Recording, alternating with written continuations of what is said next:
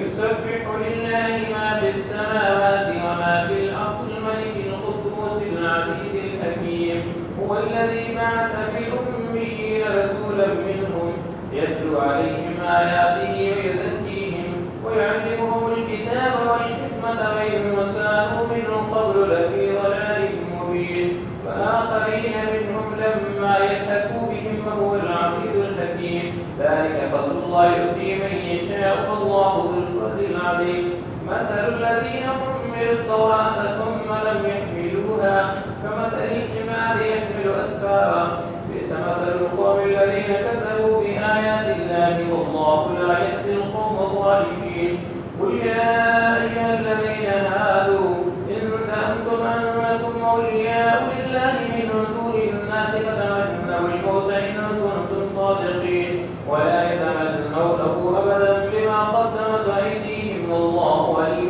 بالظالمين قل إن الموت الذي تفرون منه فإنه ملاقيكم ثم تردون إلى عالم الغيب والشهادة فينبئكم بما كنتم تعملون يا أيها الذين آمنوا إذا نودي للصلاة من يوم الجمعة فاسعوا إلى ذكر